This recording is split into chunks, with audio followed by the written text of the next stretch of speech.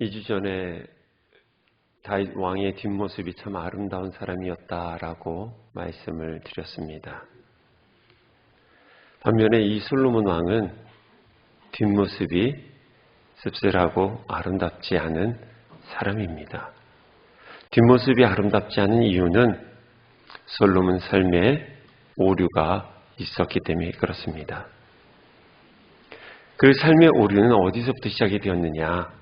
다른 것이 아니라 바로 이방 여인을 아내로 맞이할 때부터였어요. 왜 솔로몬이 훌륭한 예배자였던 아버지 다윗 왕으로부터 훈련을 받았고 교육을 받았던 그 솔로몬이 왜 바로의 딸을, 이방인의 이 아내를 맞이했을까요? 정말 지혜로운 사람이었고 탁월한 사람이었는데도 불구하고 왜 이런 큰 실수를 했을까요? 우리가 자주 쓰는 표현이 맞는 것 같아요. 어쩔 수 없어서. 참 우리도 이런 말을 많이 하죠. 어쩔 수 없어서 그렇게 했습니다. 솔로몬 왕도 마찬가지입니다. 어쩔 수 없어서. 어쩔 수 없는 상황이 솔로몬 삶 가운데 맞닥뜨리게 되어지게 된 것이에요. 바로 관계. 솔로몬과 애국 왕 바로와의 관계 때문에 그의 딸을 맞이하게 됩니다. 그 관계에선 분명한 것은 이익관계가 있었거든요. 솔로몬의 마음이 애굽 땅에 필요한 것이 가득 차 있었어요. 이스라엘 땅에는 없는 애굽 땅에만 있는 그 물건이 솔로몬에게 너무나 필요해서 어쩔 수 없이 바로의 딸과 정략적인 어떤 결혼을 합니다. 애굽 땅에 솔로몬이 필요했던 것이 무엇이었을까요? 바로 말과 병거였어요. 이 말과 병거가 이스라엘 땅은 없었기에 솔로몬은 늘 애굽 쪽에 마음이 가 있었던 거예요. 그래서 결혼함으로 인하여 그 결과 솔로몬은 말과 병거를 순조롭게 수입을 할 수 있었고 그리고 다시 그것을 수출해서 이득을 얻었었습니다. 이 내용이 역대하에서 2번이나 반복적으로 나옵니다. 반복적으로 나온다는 건 그것이 중요했다는 것이죠. 솔로몬의 삶 속에서 중요했던 것이 바로 말과 병거였어요. 솔로몬의 마음이 늘 어디 있었느냐? 그쪽으로 조금씩 기울어져서는 끝내 말과 병거를 수입하기 위해서 어쩔 수 없이 솔로몬은 바로의 딸과 결혼을 합니다. 이 사건에는 솔로몬의 여러 가지 잘못이 중첩되어 있습니다. 그것은 말과 병거를 많이 얻겠다는 마음부터가 문제였습니다. 아버지였던 선친이었던 다윗 왕은 전리품으로 얻었던 그 수많은 말들을 어떻게 했습니까? 2주 전에 말씀드렸죠. 말의 힘줄을 다 끊었어요. 그 이유는 왕은 말을 많이 두지 말라는 신명기의 말씀을 지키기 위해서 말의 발에 그 힘줄을 다 끊고 전투말을 하지 못하게끔 만들었다는 거예요. 그런데 그의 아들은 지금 어떻게 합니까? 지금 솔로몬은 말과 병거를 많이 두고 있어요. 첫 단추를 잘못 끼우니 계속 잘못된 일이 반복되어지는 거예요. 끝내 애굽으로부터 말과 병거를 수입하기로 결정을 합니다. 그러면서 계속 문제가 발생이 됐죠. 이 말과 병거를 사들이기 위해서 좀 더 효과적인 것을 생각하게 된 것이죠. 우리들 삶도 마찬가지입니다. 어쩔 수 없었다고 이야기를 해놓고선 우리는 계속 자기 합리화와 변명을 만들어서 어떻게 하면 내가 이 부분을 좋게 해석할 수 있을까라고 생각을 합니다. 솔로몬도 마찬가지였죠. 애굽에서 어떻게 하면 좀 더 말과 병거를 편하게 효과적으로 사들일 수 있을까 생각한 것이 바로 결혼이었죠. 결혼을 하면 어떻게 될까요? 수입하는 문제가 자동적으로 해결되는 거예요. 아마 관세가 없을 수도 있을 것 같아요. 그래서 솔로몬은 이방인과 결혼하지 말라는 하나님의 말씀을 어기면서까지 바로의 딸과 결혼을 합니다. 지혜의 왕인 솔로몬이 왜 이렇게 거듭 잘못을 범했을까요? 그건 간단합니다. 자신이 가지고 있는 얄팍한 지식을 의지했기 때문에. 하나님이 주신 지혜를 하나님을 위해서 써야 되는데 그것을 어떻게 해요? 자기 방법대로, 자기의 삶을 위해서, 그것을 위해서 쓰다 보니까 어떻게 됩니까? 그 지혜를 악용을 하는 것이죠. 아마 솔로몬 마음에 이런 마음이 있었을 것 같아요. 말을 많이 두지 말라는 것은 하나님보다 군사력을 더 의지하지 말라는 것이니 내가 말과 병거를 많이 두고도 하나님을 향해서 내 마음이 변하지 않으면 되지 않을까? 라는 생각을 했을 거예요. 내가 이런 유혹 잘 이기면 되겠지? 내 마음 잘 지키면 말도 병거도 두고서 내가 하나님도 예배하면 이거 얼마나 좋은 거야? 어떻게 보면 우리들 안에 있는 마음과 똑같았을 것 같아요. 애굽으로 가지 말라는 거, 이방 아내를 맞이하지 말라는 거, 그것은 하나님을 향한 마음이 흔들리지 말라는 것이니까 내가 아내를 얻어도 애굽을 갔다 와도 내 중심만 흔들리지 않으면 되겠지라고 우리는 종종 얘기하지 않습니까? 내가 이곳에 가서 내가 이런 일 해도 내가 이곳에서 중심만 잡으면 되겠지. 내가 예배를 안 드려도 내가 있는 곳에서 정성을 다해서만 드리면 이 예배가 되지 않겠어? 실제로 열왕기상 3장 3절에 보면 바로의 딸을 데려왔다는 그 이 말씀 직후에 이런 말씀이 기록되어 있어요. 솔로몬이 여호와를 사랑하고 그의 아버지 다윗의 법도를 행하였으나 라고 했어요. 바로의 딸을 데려왔을 때도 하나님을 향한 마음이 흔들린 것은 아니었었어요. 우리도 마찬가지죠. 뭔가를 잘못했을 때 처음부터 우리가 하나님을 향해서 말씀을 어기면서까지 하지 않습니다. 그 마음에는 여전히 하나님을 향한 마음이 있죠. 솔로몬도요. 그 마음이 있었던 거예요. 그 마음을 오늘 본문에서 더 잘 표현해주고 있어요. 솔로몬이 잘못은 하고 있음에도 불구하고 한편의 마음에는 부담감이 꽤 컸던 거예요. 그 마음의 부담감이 오늘 본문에 나와 있습니다. 우리 한번 본문 중앙을 볼까요? 중간에 보면 이런 표현이 있습니다. 내 아내가 이스라엘 왕 다윗의 왕궁에 살지 못하리니 이는 여호와의 궤가 이른 곳은 다 거룩함이니라 라고 표현되어 있어요. 이방인의 아내를 하나님의 법궤가 지나가는 경로에다가 둘 수 없다는 거예요. 그것이 부담스러웠던 거예요, 솔로몬에는. 그래서 어떻게 해요?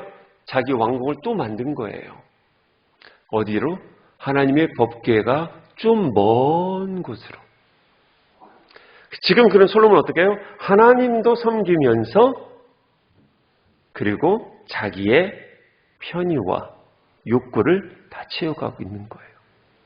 솔로몬의 모습이 어쩌면 우리 모습과 똑같은지 몰라요. 하나님을 우리는 섬기면서도 한편으로는 우리도 우상을 섬기고 하나님의 말씀을 어기고 내 것 다 누리면서 한편으로는 부담감이 있죠. 예배 드려야지. 하나님도 찾아야지. 그래서 우리는 어쩌다 한번 교회 나와 헌금을 하면서 내 마음의 위로와 위안을 삼을 때가 있지 않습니까? 그래서 어떻게 보면 더 봉사하는 수도 있지 않습니까? 솔로몬이 그런 거예요.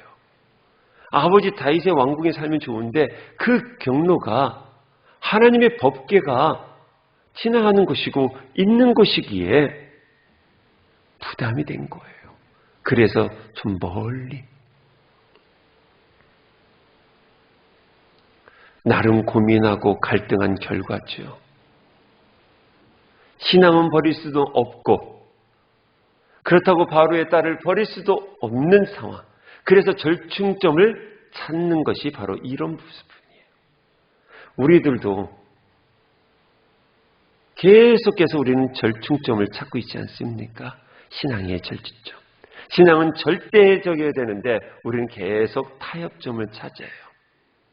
하나님, 내가 이렇게 하니까 이렇게 할게요. 내가 이렇게 하고 있는 거 하나님, 제가 이렇게 또 할게요. 우리는 끊임없이 절충점을 찾으면서 어쩌면 솔로몬의 모습처럼 살아가고 있는 듯합니다. 이런 모습 가운데 솔로몬의 말년이 뒷모습이 아름답지가 않아요. 말년에 타락을 합니다. 이방인의 많은 여인들을 후궁과 첩으로 맞이하면서 우상을 들어오게끔 합니다. 단순한 결혼이 아니라 그 나라의 문화, 그 나라가 지배하고 있는 정신적인 그 가치가 계속 이스라엘 땅으로 들어오게 된 것이죠. 그러면서 점점점 우상 숭배가 되어집니다. 이것이 바로 하나님의 말씀을 어기면서까지 하게 된 동기이고 모습입니다. 끝내 애굽의 말을 버리지 못하는 그 이유로 시작되어서 이스라엘 땅은 이제 분열하게 되어집니다. 이 정도면 괜찮겠지. 이 정도면 괜찮겠지. 이 정도면 그래도 잘하는 거 아닌가? 라는 마음으로 선택한 결과들이 돌이킬 수 없을 정도로 타락하게끔 만들었다는 것이에요. 이것이 1도의 차이입니다. 그래서 우리는 매일매일 회개를 해야 될 이유가 바로 여기 있습니다. 1도가 틀어지면 이것을 회개하지 않는다면 우리는 계속해서 어떻게 해요? 점점점 큰 폭의 차이가 나게 되어 있어요. 1도만 잘못 조절하면 비행기가 추락을 하게 되어 있다고 합니다. 여러분들의 길을 1도만 틀어놓으면 10년 뒤에는 어마어마한 각도로 다시 돌아오지 못하는 그런 오류에 빠지게 되어 있습니다. 이 정도면 괜찮겠지. 아니요.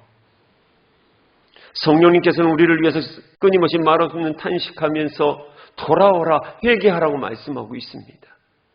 수많은 상황들이 벌어진 그 속에서 우리는 끊임없이 해야 될 그 영적인 작업이 바로 매일매일 말씀 앞에서 나를 바라보며 회개를 해야 한다는 거예요. 이 정도면 되겠지? 나 정도면 그래도 잘하는 거 아니야? 이 유혹에 우리는 넘어가면 안 된다는 것이에요. 이 정도면 괜찮겠지. 그러나 이것이 점점 하나님의 뜻과 경륜 속에서 우리는 계속 벗어나게 될 것이에요. 솔로몬은 하나님으로부터 주신 통치의 지혜를 받았음에도 불구하고 버리지 못하는 것들이 너무 많았던 거예요. 버리지는 못하니까 솔로몬은 계속 끊임없이 타락하게 되어진 것이죠. 근데 이것은 솔로몬만의 문제가 아니라 우리의 모습이고 이스라엘 백성들의 모습이었습니다. 솔로몬의 모습이 가나안 직후 이스라엘 민족들에게도 볼 수가 있는 성경 구절이 나옵니다. 우리 한번 성경 구절을 찾아보도록 하겠습니다. 사사기 2장입니다.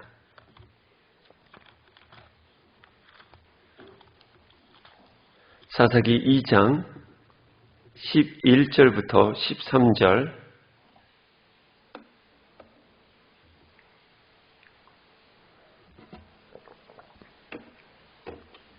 제가 군성경으로 362페이지입니다. 우리 11절부터 13절까지 우리 함께 읽어보도록 하겠습니다. 시작. 이스라엘 자손이 여호와의 목전에 악을 행하여 바알들을 섬기며 애굽 땅에서 그들을 인도하여 내신 그들의 조상들의 하나님 여호와를 버리고 다른 신들 곧 그들의 주위에 있는 백성들의 신들을 따라 그들에게 절하여 여호와를 진노하시게 하였으되 곧 그들이 여호와를 버리고 바알과 아시다를 섬겼으므로. 아멘. 이것은 이제 가나안 정복에서부터 왕이 세워지기까지 약 400년 동안 끊임없이 이스라엘 땅에서 반복되어진 일들을 요약한 구절이에요. 왜 이스라엘 사람들이 틈만 나면 바알과 아스다로 지난 우상을 섬겼을까요? 이스라엘은 지금 가나안 땅을 정복한 자들입니다. 가나안 땅 사람들은 피정복자들이에요. 일반적으로 상식적으로 보면요, 정복자가 들어가면 정복자 문화가 그 땅을 바꿔놓게 돼 있어요. 피정복자가 정복자의 그 삶이나 어떤 라이프 스타일 아니면 종교 문화를 따라하게 되어 있습니다. 그래서 일제가 일본이 우리를 점령했을 때 일본 문화화 시키려고 그랬지 않습니까? 그것을 우리는 지금 계속 잔재를 없애가고 있는 것이고, 이게 일반적인 역사예요. 이스라엘 민족들이 가나안 땅 가서 계속 전쟁하면서 많은 성읍들을 차지했는데, 그러면 이스라엘 문화가 가나안 땅에 들어가야 되는데 그렇지 못했다는 거예요. 반대 현상이 계속해서 끊임없이 일어났다는 것입니다. 오늘날 이 교회가 초창기 한 100년 전 보면 교회가 세상을 변화를 주고 문화를 이끌어가고 교회가 참 권위 있는 모습이 있었어요. 한 80년대까지만 해도 교회 문화가 매우 좋았고 세상 사람들이 계속 교회에 대해서 흠모하는 그런 곳이었어요. 그래서 끊임없이 세상에 영향력을 줬던 것이 바로 교회인데, 지금은 오히려 세상으로부터 영향을 받고 심지어 세상으로부터 욕을 얻어먹고 있습니다. 분명히 100년 전보다 교회는 어마어마하게 커졌는데 영적 권위는 없고 세속적인 권세만 가지고 있는 게 지금 한국 교회예요. 분명히 교회가 한국 땅에 있어서 들어와서 영향력을 계속 줬는데 불구하고 오늘날은 어떻습니까? 교회가 세상에 영향력 줍니까? 여러분들이 여러분들의 가정에서 영향력 제대로 끼치고 계십니까? 여러분들이 여러분들 일터에서 나 크리스찬입니다 라고 당당하게 이야기하면서 선한 영향력을 끼치고 있습니까? 지금 우리는 세상으로부터 영향력 받지 않습니까? 여러 가지 술 문화, 음란한 문화, 거짓된 것들, 방송 매체에서 나오는 그것들을 교회가 그대로 도입하고 교회가 그대로 세상에 영향을 지금 받고 있어요. 언제부터 이렇게 되었나요?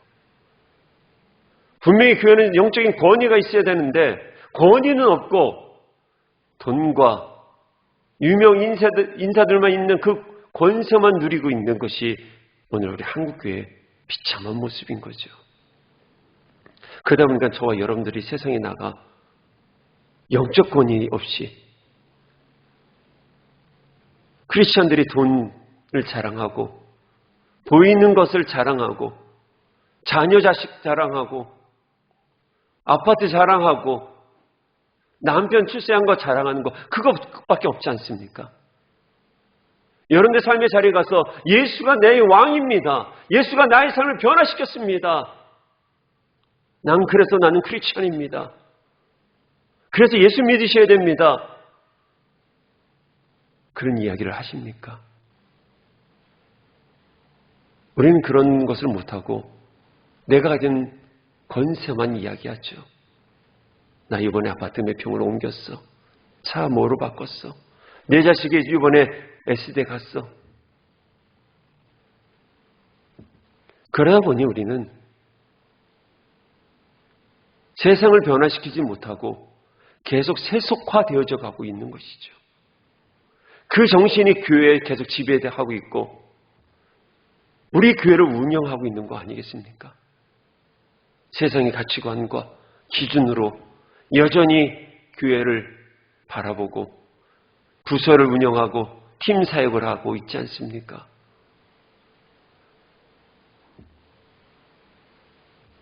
이스라엘 민족도 마찬가지였어요. 분명히 정복을 했는데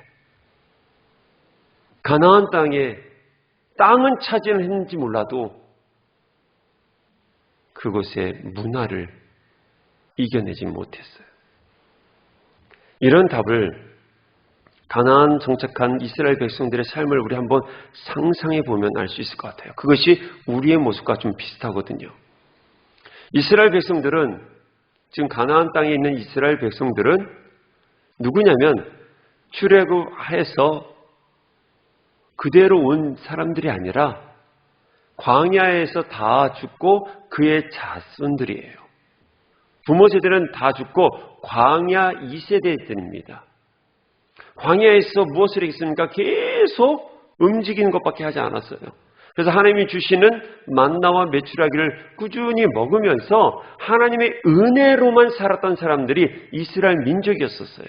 근데 그들이 어떻게 됩니까? 지금 가나안 땅에 들어왔어요. 떠들이 생활했던 그들이 가나안 땅에 딱 들어왔는데 이제 또 뭐 해야 됩니까? 정착을 해야 돼요. 집을 지어야 되죠. 집만 지으면 됩니까? 땅은 분명히 있는데 그 땅에다 뭔가를 해야 되지 않습니까? 집을 먼저 쳐놨어요. 근데 배고프잖아요. 그래서 열매를 따로 다녔겠죠. 근데 그렇게 하기는 한정이 되어 있는 것이죠. 그래서 무엇을 시작합니까? 농사를 시작을 해요. 근데 농사 아무나 짓습니까? 저도 이 교회에 와서 우리 예전에 텃밭 있지 않았습니까? 텃밭 했는데 잘 모르겠더라고요. 물 주는 때도 있어야 되는데 제가 물도 점심 먹고서 가장 더울 때 1시에서 2시 사이에 물 주다가 지나가는 권사님도 혼난 적도 있어요. 그러면 다 탄다고. 모르는 거잖아요. 그래서 어떻게 해요? 배워야 되는 거예요. 이스라엘 백성들이 농사를 지으려니까 처음에 뭐가 필요해야 돼요? 씨앗이 필요했겠죠. 그래서 누군테 갔을까요? 가나안 땅에 같이 살고 있었던 이웃에게 갔겠죠. 그래서 양 주면서 씨앗을 좀 얻어왔겠죠. 그래서 그거를 땅에다 심어봤겠죠. 근데 잘 자랄까요? 농사가요, 쉽지가 않아요. 정말 힘든 게 농사인 것 같아요. 부지런해야 돼요. 또 기술도 필요한 것이에요. 근데 어떻게 했습니까? 농사가 안 됐겠죠. 그런데 희한하게 옆집 가나안 사람들은 어떻게 해요? 농사를 똑같이 졌는데 내 거는 안 되는데 옆집에서는 농사가 잘 되는 거예요. 풍년이에요. 그럼 여러분들 같으면 어떻게 하겠어요? 배우러 가야 되겠죠. 집에서 김치전이나 음료수를 바깥으로라도 들고서 옆집 가나안 사람한테 가서 주면서 아니 어떻게 이렇게 된겨? 응? 좀 가르쳐 줘봐요. 이러면서 어떻게 해요? 배웠겠죠. 그래서 가나안 사람들한테 배운 기술 가지고 씨를 뿌리고 김을 메고 하다 보니까 농사가 좀 잘 돼요. 그런데 어느 날 보니까 이 가나안 사람들이 몇 명들에게 모여서 어디를 가요. 그러면서 이야기를 합니다. 보시오. 우리는 바알과 이 아스라도 그런 우상을 섬기는데, 우상이라는 표현은 아니겠죠. 우리 신을 섬기는데 이 신이 바로 농사의 신이야. 우리에게 비를 주고 우리가 잘 자라고 할 수 있도록 도와주는 신이야. 우리 오늘 그곳으로 예배 갈 건데 한번 가볼래? 이런 이야기를 하죠. 근데 처음 마음속에 뭐가 있을까요? 여호와를 그 하나님만 섬기라는 이스라엘 민족의 그 마음이 있었기에 처음엔 거절했겠죠. 근데 농사를 보니까 이쪽은 어마어마하게 결심했는데 우리는 별로 못 얻는 거예요. 그럼 여러분들은 어떻게 하시겠습니까? 여러분들도 따라가지 않겠습니까?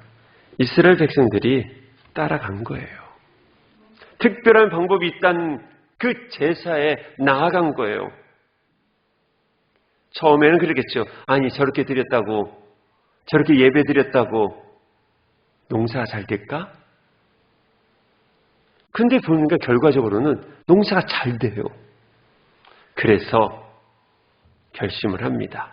그래, 나는 하나님 믿으니까 방법만 배우자. 내가 하나님을 열심히 믿고 사랑하는데 농사를 잘 지어야지 내 자식도 잘 먹고 우리도 잘 살 거 아니야. 그래서 어떻게 해요? 제사 드리는 곳으로 나아가는 거예요. 멀뚱하게 서 있었겠죠. 근데 열심히 드리는 가나안 사람들의 모습을 보면서 아, 저렇게 드리면 내년에는 농사가 잘 되겠지. 나는 하나님을 여전히 믿어. 그런데 나 농사만 잘 지면 되니까, 내가 신앙 판 거 아니니까 열심히 농사도 지고 내가 저런 것도 한번 배워서 한번 해봤으면 좋겠다 라고 해서 이제 바알과 아스다 앞에 가서 절을 했고 여러 가지 아마 종교 행위를 했겠죠. 근데 놀라운 것은 그 다음에 농사가 잘 됐다는 거예요. 여러분들 주의를 안 지키고 예배 제대로 안 지키고 세상의 방법대로 여러분들 장사하고 다 하면 어떻게 될까요? 잘 돼요. 세상의 방식대로 편법 쓰고 거짓된 행위를 하면서 여러분들 열심히 한번 일을 해보세요. 주일날도 여러분들 가게 문 열어놓고 열심히 일을 해보세요. 그럼 어떻게 될까요? 망할까요? 아니요. 장사 잘 됩니다. 돈 더 벌어요. 이스라엘 민족들도 가나안 그 신들을 섬기다 보니까 장사가 잘 되는 거예요. 보니까 농사도 너무 잘 되는 거예요. 생산량이 이전보다도 몇 배가 늘기 시작을 한 겁니다. 이런 모습 속에서 이스라엘 백성들이 갈등합니다. 꼭 교회 가야 돼? 꼭 하나님 믿어야 돼? 바알 믿었는데도, 내가 주일날 교회 안 갔는데도 아무 일 없었네?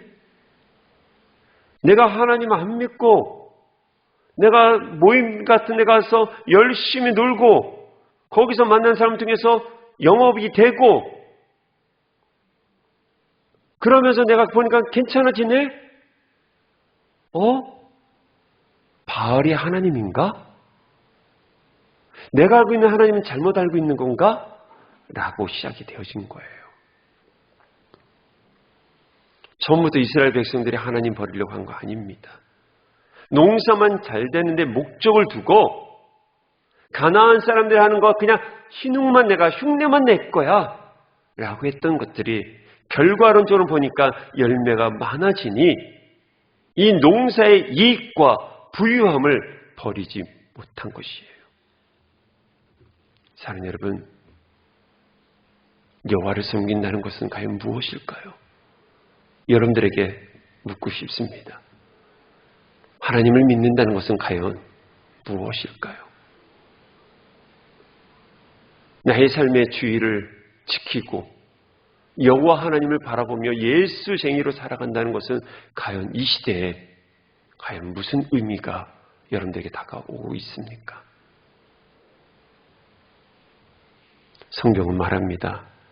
여호와를 섬긴다는 것은 그 이익을 버릴 줄 아는 자다.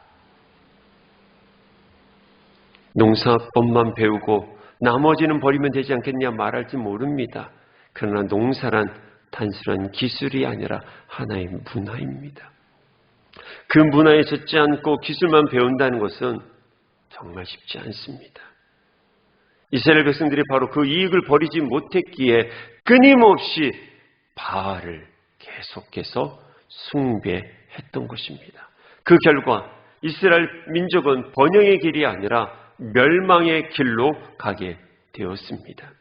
그래서 여호수아가 이런 고백을 했습니다. 마지막 노년 때 이런 얘기를 했죠. 나와 내 집은 여호와를 섬길 것이라. 이 이야기는 비록 많이 소출을 걷지 못해도 남부럽지 않게 살지는 못한다 할지라도 나는 여전히 하나님 한 분만으로 만족한다라는 위대한 고백인 것이에요. 그래서 사도 바울은 고백하죠. 내가 가난에 처해도 부에 처해도 그 모든 것이 하나님의 은혜라고. 사랑하는 여러분, 예수님의 제자는 버릴 줄 아는 사람입니다. 버리지 않고 자기를 위해 쌓아놓으면 더 좋은 것 같지만 버리지 않는 것은 하나님의 능력에서 멀어지는 지름길입니다. 심지어 예수님은 제자들에게 하나님과 재물을 겸하여 섬길 수 없다고 말씀하셨습니다. 즉 제자가 된다는 것은 물질의 노예가 되지 않고 물질을 다스리는 청지기적 삶을 살아가는 것을 말합니다. 단순한 물질만을 말씀드린 것이 아닙니다. 내 자아가 우상일 때도 있고요. 내 자식이 우상일 때도 있고요. 내 경험이, 내 고집이 버리지 못함으로 인해서 우상이 되어질 수도 있다는 것입니다. 그래서 사도 바울이 이런 표현을 했습니다. 우리 성경 말씀을 우리 한번 찾아보도록 하겠습니다. 고린도 전서 9장입니다.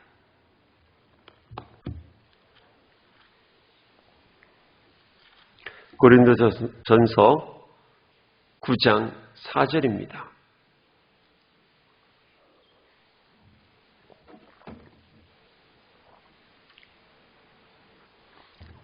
우리 한 목소리 읽겠습니다. 시작. 우리가 먹고 마실 권리가 없겠느냐. 아멘. 그리고 12절 말씀 보겠습니다. 또 함께 읽겠습니다. 12절. 다른 이들도 너에게 이런 권리를 가졌거늘 하물며 우리일까 보냐. 그러나 우리가 이 권리를 쓰지 아니하고 범사에 참는 것은 그리스도의 복음에 아무 장애가 없게 하려 함이로다. 아멘. 18절 말씀도 보겠습니다.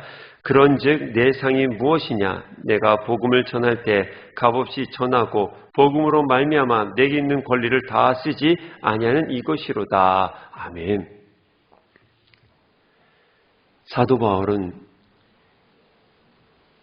권리가 있었던 사람이에요.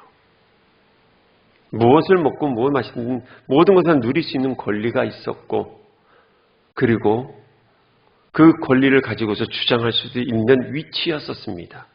그럼에도 불구하고 복음을 위해서 자기 권리를 내려놓는 거예요. 그것을 버릴 줄 아는 사람이었던 것이죠. 내가 이것도 마실 수도 있고 이것도 먹을 수도 있어요.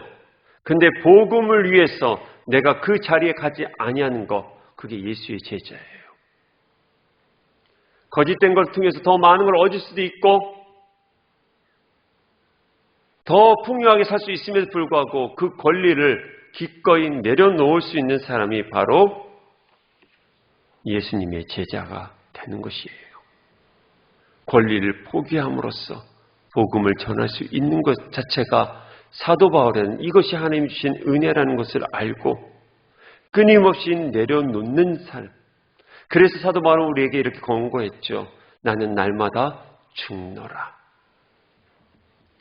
내 권리를 누리지 아니하고 기꺼이 내려놔 예수가 살고 복음이 산다면 나는 매일매일 죽을 수 있노라.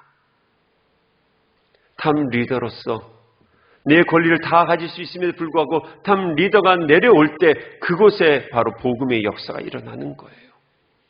권위자가 자기의 권리를, 그 권위를 내려놓고 버릴 줄 알 때 팔로들이 따라올 수 있는 것이죠.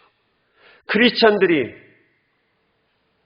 정말 더 가질 수 있는 그런 환경이 있음에도 불구하고 나누어주고 베풀어줄 때 교회가 다시 영적 권위를 회복할 수 있다는 것입니다. 가질 수 있는 것을 다 가지고 누릴 수 있는 것을 다 누리는 자리에는 결코 하나님의 능력이 드러나지 않습니다.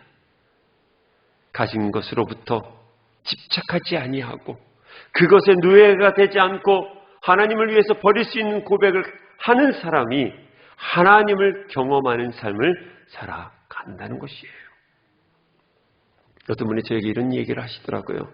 목사님, 제가 돈 많이 벌고 그 물질로 하나님께 영광 돌리겠습니다. 근데 진짜 그분이 사업이 잘 됐어요. 주일도 지키지 아니하고 열심히 일을 해서 돈을 정말 많이 벌었어요. 돈을 버는 만큼 예배 자리와 점점 멀어졌고 결론은 그는 돈 쓰는 자리에 있고 끝내는 신앙마저도 잃어버렸습니다. 더 나아가 양심도 잃어버린 분이 되었어요. 과연 그분이 천국에 갈까요? 사랑하는 여러분, 돈과 명예, 탐욕 이런 것만 우상이 아닙니다. 말씀을 제가 준비하면서 나에게 우상은 무엇인가를 한번 묵상을 해봤어요. 내 안에 남들은 잘 모르는 드라빔 같은 아주 자그마한 우상, 이 드라빔이라는 우상은요 개인 수호신이었어요. 아주 자그마한. 그래서 라헬이 치마 밑에다 숨겨놓을 정도로 작은 드라빔이 있었는데 제가 한번 묵상해봤어요. 지금 내 안에 우리 성도들이 모르는 드라빔, 그런 우상은 무엇일까?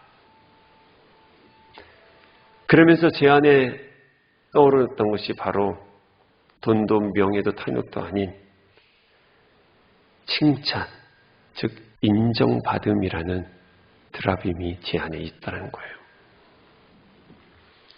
처음에는 칭찬받기 위해서 시작한 일이 아니라 할지라도 칭찬을 받다 보면 그 칭찬에 내가 매이기 시작을 했다는 거예요. 그래서 어떻게 해석합니까? 계속 칭찬받은 일만 하게 됩니다. 그러다 보면 칭찬이 주인이 되면서 참된 능력이 사라지는 것을 저는 경험하게 되었습니다. 굳이 이름을 붙여본다면 인정의 신이라는 우상을 제가 섬기고 있었던 거예요. 10년 동안 목회해오면서 교회는 계속 성장했었고 제자 교육을 통해서 좋은 리더들이 세워져 갔고 그리고 이 성전을 지으면서 제 안에는 인정받고 싶어하는 그러한 신이 내 안에 있었다는 거예요. 사랑하는 여러분, 여러분들 안에는 어떠한 우상이 있습니까? 남들은 모르는, 그럼에도 불구하고 끊임없이 매일매일 그 우상 앞에서 간절히 기도하는 여러분들의 모습이 있지 않습니까?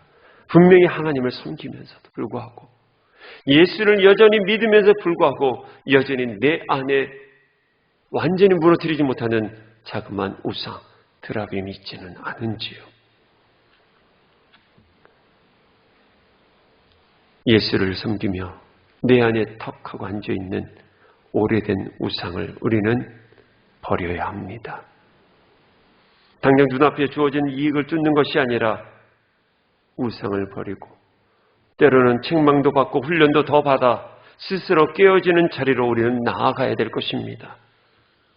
그러나 이것이 단번에 이루어지지 않습니다. 계속해서 끊임없이 우리는 노력해야 돼요. 그렇지 아니하면 저와 여러분들 안에 무엇만 느냐면 기술만 늘립니다. 은혜 받는 방법, 그 기술만 늘어요. 종교생활을 오래 하다 보면 이렇게 하면 은혜를 받구나. 또한 저도 마찬가지입니다. 이렇게 하면 우리 성도들이 은혜를 받는구나 라는 기술만 가지고서 제가 목회를 할 것이고 여러분들도 신앙생활을 하다 보니까 하나님의 능력은 사라지고 은혜는 받은 것 같지만 내 삶에 전혀 변함이 없는 그러한 껍질밖에 없는 껍데기 신앙으로만 전락해요. 세상으로부터 영향력을 주지 못하고 영향을 받는 그러한 크리스천이 된다는 것입니다.